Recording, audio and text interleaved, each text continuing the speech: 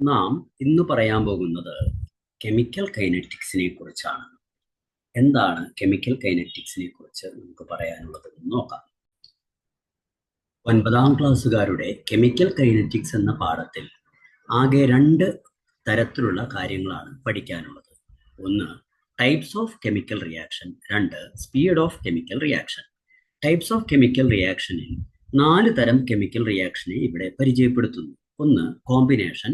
2, decomposition. 3, double decomposition. 4, displacement. രണ്ടാമത്തെ വിഭാഗമായിട്ടുള്ള speed of റിയാക്ഷനിൽ 5 തരത്തിലുള്ള കാര്യങ്ങളാണ് നമുക്കൊരു കെമിക്കൽ റിയാക്ഷന്റെ വേഗത അഥവാ സ്പീഡ് മാറ്റം വരുത്തുവാനായി ചെയ്യാൻ സാധിക്കുക. അതായത് സ്പീഡിനെ സ്വാധീനിക്കുന്ന ഘടകങ്ങൾ 5 തരം. അതിലൊന്ന് nature of reactant. 2, concentration of reactance. 3, surface area of reactance.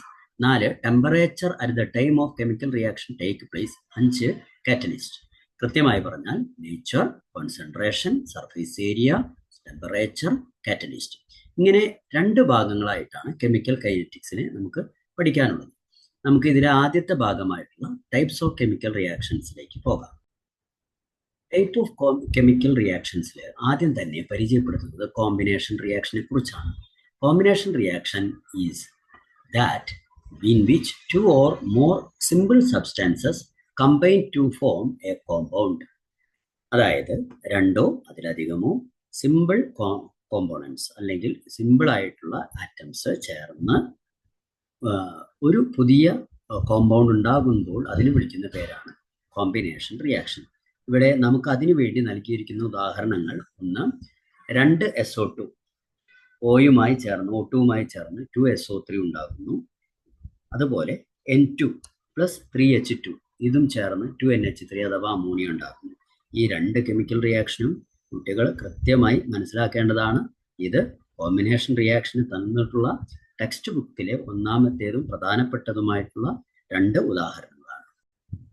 അടുത്തത് ഡീകമ്പോസിഷൻ റിയാക്ഷനാണ്. ടെക്സ്റ്റ് പുസ്തകത്തിൽ തന്നിട്ടുള്ളത് നോക്കുക. Decomposition reaction is process by which a compound breaks down into 2 or more substances. അതായത് ഒരു കോമ്പൗണ്ട് സ്വയം വിഘടിച്ച് 2 അതിലധികമോ സബ്സ്റ്റൻസസ് ആയി മാറുന്ന പ്രവർത്തനമാണ് ഡീകമ്പോസിഷൻ റിയാക്ഷൻ. മിക്കവാറും താപത്തിന്റെ ആഗിരണം മൂലമാണ് ഇത്തരത്തിലുള്ള റിയാക്ഷൻസ് നടക്കാറ്. ഇവിടെ ടെക്സ്റ്റ് പുസ്തകത്തിൽ ഇതിന് നൽകിയിരിക്കുന്ന ഉദാഹരണങ്ങൾ 3 പ്രധാനപ്പെട്ട ഉദാഹരണങ്ങൾ 3 നോക്കൂ. NH4 ട്വൈസ് Cr2O7 എന്ന് പറയുന്ന കോമ്പൗണ്ട് വിഘടിച്ച് Cr2O3യും 4H2Oയും N2മായി മാറുന്നു. അതുപോലെ 2PbNO3 ട്വൈസ് എന്ന് പറയുന്ന കോമ്പൗണ്ട് വിഘടിച്ച് 2PbOയും 4NO2വും O2വുമായി മാറുന്നു. അതുപോലെ CaCO3 വിഘടിച്ച് CaOയും CO2വുമായി മാറുന്നു. ഇത് 3 ഡീകമ്പോസിഷൻ റിയാക്ഷന് തന്നിരിക്കുന്ന ഉദാഹരണങ്ങളാണ്. അടുത്തത് ഡബിൾ ഡികമ്പോസിഷൻ ആണ്.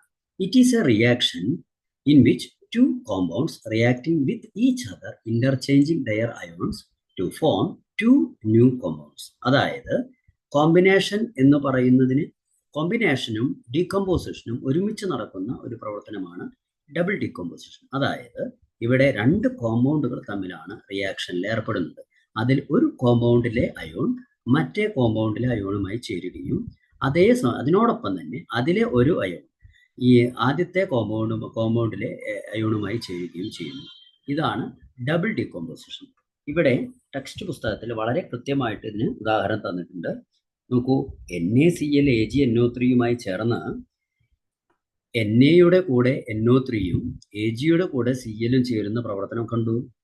ഈ പ്രവർത്തനത്തിലൂടെ ഡബിൾ ഡീകമ്പോസിഷൻ എന്താണെന്ന് നമുക്ക് മനസ്സിലാക്കാവുന്നതാണ്. അതായത് അയോണുകൾ പരസ്പരം മാറി പുതിയ കോമ്പൗണ്ടുകൾ ഉണ്ടാകും.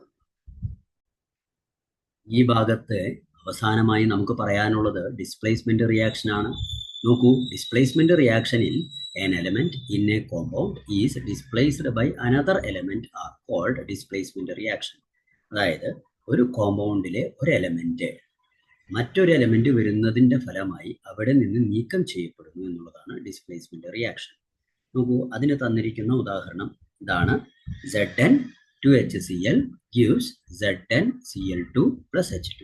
ഈ ഉദാഹരണത്തിൽ Zn വരുമ്പോൾ 2HCl എച്ച് ഇറങ്ങിപ്പോകുന്നതും അതിൻ്റെ സ്ഥാനത്തേക്ക് Zn വരുന്നതും നമുക്ക് കാണാൻ സാധിക്കും. ഇതിനു മുൻപ് നമ്മൾ പഠിച്ച പാഠവുമായി താരതമ്യം ചെയ്യുമ്പോൾ Zn ഓക്സിഡേഷൻ നമ്പർ 0 ആയിരുന്നു, എന്ന് Hന്റെ ഓക്സിഡേഷൻ നമ്പർ +1 ആയിരുന്നു. എന്നാൽ കെമിക്കൽ റിയാക്ഷൻ നടക്കുമ്പോൾ Zn ഓക്സിഡേഷൻ നമ്പർ 0യിൽ നിന്ന് +2 ആയിട്ട് കൂടുന്നു. അതേസമയം Hന്റെ ഓക്സിഡേഷൻ നമ്പർ 0 ആയിട്ട് കുറയുന്നു. അതായത് Zn ഓക്സിഡേഷൻ സംഭവിക്കുന്നു, H റിഡക്ഷൻ സംഭവിക്കുന്നു. ഇത് കൂട്ടുകാർക്ക് എല്ലാവർക്കും മനസ്സിലായി എന്ന് കരുതുന്നു. നാം പഠിച്ച എല്ലാ തരത്തിലുള്ള റിയാക്ഷൻസും ഒന്ന് ഓടിച്ചു നോക്കുന്നതിനായി ടെക്സ്റ്റ് പുസ്തകത്തിലെ ഒരു വർക്ക് നമുക്ക് ചെയ്തു നോക്കാം. ഇവിടെ ആദ്യം ZnAgNO3യുമായി ചേർന്ന് ZnNO3 ട്വൈസും 2Ag ഉണ്ടാകുന്നു. അതായത് Zn വരുമ്പോൾ Ag ഇറങ്ങിപ്പോകുന്നു. ഇത് ഏറ്റവും അവസാനം നമ്മൾ പഠിച്ച ഡിസ്പ്ലേസ്മെന്റ് റിയാക്ഷൻ ആണ്. കൂട്ടുകാർക്ക് മനസ്സിലായി കാണുമല്ലോ. അടുത്തത് CaCO3 എന്ന ഈ കെമിക്കൽ കോമ്പൗണ്ട് വിഘടിച്ച് CaOയും CO2മായി മാറുന്നു. ഇത് ഡീകമ്പോസിഷൻ ആണ് എന്ന് പ്രത്യേകം പറയേണ്ടതില്ലല്ലോ. അടുത്തത് HI വിഘടിച്ച് H2I2 ആയി മാറുന്നു. അതും ഡീകമ്പോസിഷൻ ആണ്. അടുത്തത് CuNO3 twice plus Na2S gives CuS2NaNO3. അതായത് Cuന്റെ കൂടെ S ചേരുന്നു, Na2യുടെ കൂടെ NO3 ചേരുന്നു.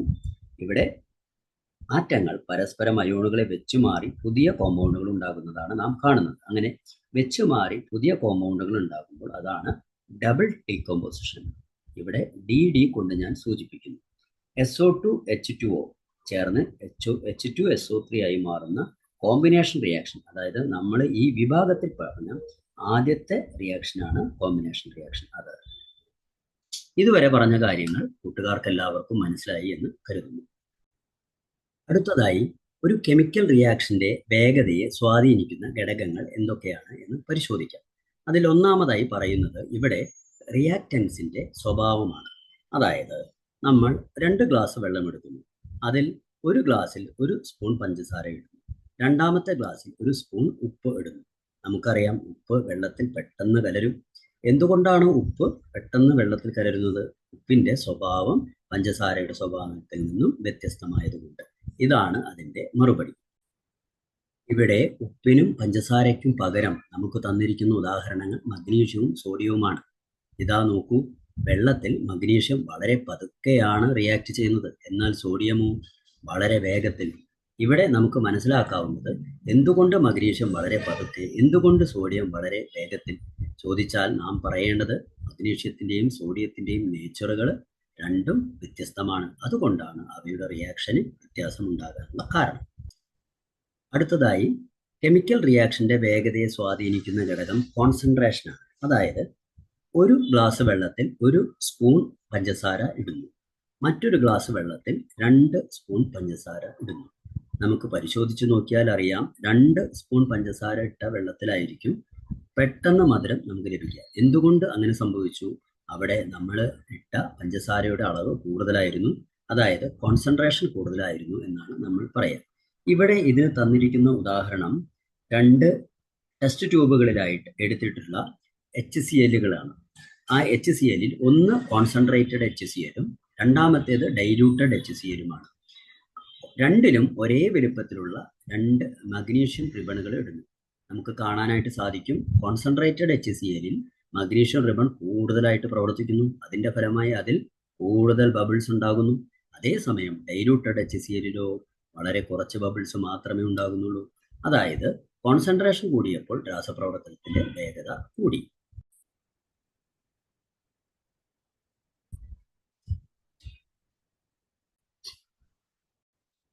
അടുത്തതായി നാം പറയാൻ പോകുന്നത് ടെമ്പറേച്ചറിന്റെ സാന്നിധ്യത്തെ കുറിച്ചാണ്. ടെമ്പറേച്ചർ ഒരു രാസപ്രവർത്തനത്തിന്റെ വേഗത കൂട്ടുന്നു. ഉദാഹരണമായി നാം എടുത്ത പഞ്ചസാര ഇടുന്നത് ചൂടുവെള്ളത്തിലാണെങ്കിൽ വളരെ എളുപ്പത്തിൽ അത് അരിയുന്നതായിട്ട് നമുക്ക് കാണാൻ സാധിക്കും. അതേസമയം തണുത്ത വെള്ളത്തിൽ പഞ്ചസാര അരിയുന്നത് വളരെ പതുക്കെയായിരിക്കും. അതിനർത്ഥം ടെമ്പറേച്ചർ കൂടുമ്പോൾ രാസപ്രവർത്തനത്തിന്റെ വേഗത വർദ്ധിക്കുന്നു എന്നാണ്. ഇത് തെളിയിക്കുന്നതിനായി നമ്മുടെ ടെക്സ്റ്റ് പുസ്തകത്തിൽ നമുക്ക് തന്നിരിക്കുന്ന എക്സാമ്പിൾ NaCl NaOHുമായുള്ള പ്രവർത്തനമാണ്. ഈ പ്രവർത്തനത്തിൽ NaClH2Oയും NH3യുമായി മാറുന്നു. ഈ പ്രവർത്തനം വേഗത്തിലാക്കാൻ അത് ചെറുതായി ഒന്ന് ചൂടാക്കിയാൽ മതി. അതായത് ചൂടാക്കുമ്പോൾ രാസപ്രവർത്തനത്തിന്റെ വേഗത വർദ്ധിക്കുന്നു. അടുത്തതായി രാസപ്രവർത്തനത്തിലെ വേഗതയെ സ്വാധീനിക്കുന്ന മറ്റൊരു പ്രധാനപ്പെട്ട ഘടകമാണ് കാറ്റലിസ്റ്റ്. നമ്മുടെ വീടുകളിൽ നാം അപ്പം ഉണ്ടാക്കുന്ന സമയത്ത് അതിൽ ഈസ്റ്റ് ചേർക്കാറുണ്ട്. എന്തിനാണ് ഈസ്റ്റ് ചേർക്കുന്നത്? അപ്പത്തിന് അരച്ച മാവ് പെട്ടെന്ന് പുളിക്കുന്നതിന് വേണ്ടി ഈസ്റ്റ് ചേർക്കുന്നു. എന്നാൽ ഈസ്റ്റ് ചേർക്കാതെയും മാവ് പുളിക്കും. എന്നാൽ ഈസ്റ്റിന്റെ സാന്നിധ്യത്തിൽ മാവ് പുളിക്കുന്നത് പെട്ടെന്ന് ആകുന്നു. ഇങ്ങനെ അപ്പം ഉണ്ടാക്കുന്ന മാവിൽ ഈസ്റ്റ് ചേർക്കുകയും അതേസമയം ഈസ്റ്റ് അപ്പത്തിന്റെ ഭാഗമാകാതിരിക്കുകയും, അതായത് അപ്പം ഉണ്ടാക്കുന്നത് എന്തുകൊണ്ടാണെന്ന് ചോദിച്ചാൽ ഈസ്റ്റ് കൊണ്ടല്ല, അത് അരിമാവ് കൊണ്ടാണ്. അതേസമയം അരിമാവിനെ പുളിപ്പിക്കുന്ന പണി മാത്രമാണ് ഈസ്റ്റ് ചെയ്യുന്നത്. ഈ ഈസ്റ്റിനെ വേണമെങ്കിൽ നമുക്കിവിടെ കാറ്റലിസ്റ്റ് എന്ന് പറയാം. അതായത് ഒരു രാസപ്രവർത്തനത്തിൽ പങ്കെടുത്തുകൊണ്ട് അതിന്റെ വേഗത വർദ്ധിപ്പിക്കാൻ ഇടപെടുന്ന എലമെന്റാണ് കാറ്റലിസ്റ്റ്. ടെക്സ്റ്റ് പുസ്തകത്തിന്റെ ഭാഷയിൽ പറഞ്ഞാൽ substances that increase rate of chemical reaction without themselves undergoing any permanent chemical change is called catalyst. അതായത് ഒരു കെമിക്കൽ റിയാക്ഷന് വിധേയമാകാതെ, അതൊരു മാറ്റവും സ്വയം വരുത്താതെ വെറുതെ രാസപ്രവർത്തനത്തിൽ പങ്കെടുത്തുകൊണ്ട് അതിൻ്റെ വേഗത വർദ്ധിപ്പിക്കുന്ന വസ്തുവാണത്രേ കാറ്റലിസ്റ്റ്. ഇവിടെ ടെക്സ്റ്റ് പുസ്തകത്തിൽ നമുക്ക് തന്നിരിക്കുന്ന ഉദാഹരണത്തിൽ H2O2, അതായത് ഹൈഡ്രജൻ പെറോക്സൈഡ്, ഒരുപക്ഷെ നിങ്ങൾ കണ്ടിട്ടുണ്ടായിരിക്കാം. ഈ ഹൈഡ്രജൻ പെറോക്സൈഡ് വെറുതെ തുറന്നു വെച്ചാൽ അത് ജലവും ഓക്സിജനുമായിട്ട് മാറും. ഇത് യാതൊരു തരത്തിലും ഒരു ഇടപെടലും നടക്കാതെ നടക്കുന്ന ഒരു ഡീകമ്പോസിഷൻ പ്രോസസ്സാണ്. പക്ഷേ ഇതിൻ്റെ വേഗത വർദ്ധിപ്പിക്കാൻ അതിലേക്ക് അല്പം മാംഗനീസ് ഡയോക്സൈഡ് ചേർത്താൽ മതിയാകും. ഇവിടെ മാംഗനീസ് ഡയോക്സൈഡ് ഹൈഡ്രജൻ പെറോക്സൈഡുമായിട്ട് ചേരുന്നില്ല എന്ന് മാത്രമല്ല, ഹൈഡ്രജൻ പെറോക്സൈഡിനെ ജലവും വായുവുമായി വേർതിരിക്കുന്ന ആ പ്രവർത്തനം വേഗത്തിലാക്കാൻ സഹായിക്കുന്നു. കാറ്റലിസ്റ്റുകൾക്ക് ഉദാഹരണം പറയുമ്പോൾ നമ്മുടെ ശരീരത്തിലും ചില കാറ്റലിസ്റ്റുകളുണ്ട്. ഉദാഹരണമായി നമ്മുടെ തലൈവയിൽ കാണപ്പെടുന്ന എൻസൈം. ഈ എൻസൈം സ്റ്റാർച്ചിനെ മാൾട്ടോസ് ആക്കുന്ന പ്രവർത്തനം വളരെ വേഗത്തിൽ നടത്തുന്ന ഒരു കാറ്റലിസ്റ്റാണ്.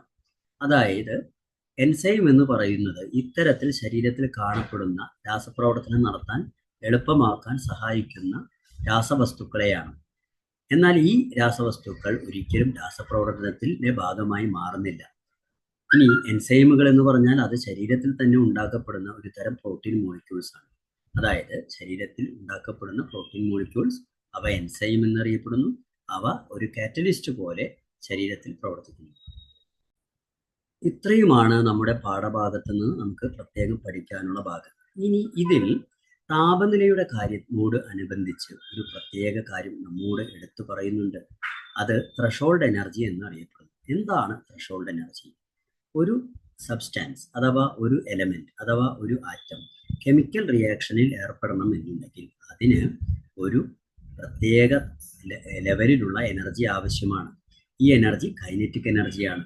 ഈ എനർജിയിലുള്ള ആറ്റങ്ങൾ മാത്രമേ രാസപ്രവർത്തനത്തിൽ ഏർപ്പെടുകയുള്ളൂ. അതായത് കൈനറ്റിക് എനർജി നിശ്ചിത അളവിൽ ലഭിച്ച എലമെന്റുകൾ അവ മറ്റ് ആറ്റങ്ങളുമായി പെട്ടെന്ന് സമ്പർക്കത്തിൽ ഏർപ്പെടുന്നു. ഇവിടെ സമ്പർക്കം എന്ന് പറയുന്നത് ഒരു തരം കൂട്ടിമുട്ടലാണ്. അതായത് നമ്മൾ ഇംഗ്ലീഷിൽ അതിനെ നമ്മൾ പറയും ഇഫക്റ്റീവ് കൊളീഷൻ എന്നാണ് പറയുന്നത്. ഈ ഇഫക്റ്റീവ് കൊളീഷൻ ഉണ്ടാകുമ്പോൾ മാത്രമേ രാസപ്രവർത്തനം ഉണ്ടാകൂ. ചുരുക്കി പറഞ്ഞാൽ രാസപ്രവർത്തനത്തിൽ ഏർപ്പെടുന്ന എലമെന്റുകൾക്ക് കൈനറ്റിക് എനർജി വേണം. കൈനറ്റിക് എനർജി ഒരു പ്രത്യേക ലെവലിൽ എത്തിക്കഴിഞ്ഞാൽ അതിനെ നമ്മൾ ത്രെഷോൾഡ് എനർജി എന്ന് പറയുന്നു. അപ്പോൾ ത്രെഷോൾഡ് എനർജിയിലെത്തിയ ഒരു എലമെന്റിന് ഇഫക്റ്റീവ് കൊളീഷൻ ഉണ്ടാകുന്നു. അതിൻ്റെ ഫലമായി അവ കെമിക്കൽ റിയാക്ഷനിൽ ഏർപ്പെടുന്നു. അതായത് കൈനറ്റിക് എനർജിയിലൂടെ ത്രെഷോൾഡ് എനർജിയിലെത്തുന്നു. ത്രെഷോൾഡ് എനർജിയിലൂടെ ഇഫക്റ്റീവ് കൊളീഷൻ ഉണ്ടാകുന്നു. ഇഫക്റ്റീവ് കൊളീഷൻ നടത്തുന്നതിലൂടെ കെമിക്കൽ റിയാക്ഷന്റെ വേഗത കൂടുന്നു. ഇത് താപവുമായി ബന്ധപ്പെട്ട ഒരു കാര്യമാണ്. എന്തായാലും ത്രെഷോൾഡ് എനർജി ഇല്ലാതെ ഒരു എലമെന്റുകൾക്കും കെമിക്കൽ റിയാക്ഷനിൽ ഏർപ്പെടാൻ സാധിക്കുകയില്ല. ഇത്രയും ആണ് നമ്മുടെ ഈ പാഠഭാഗത്ത് നമുക്ക് പറയാനുള്ളത്. എല്ലാ കുട്ടികൾക്കും കൂട്ടുകാർക്കും മനസ്സിലായി എന്ന് കരുതുന്നു.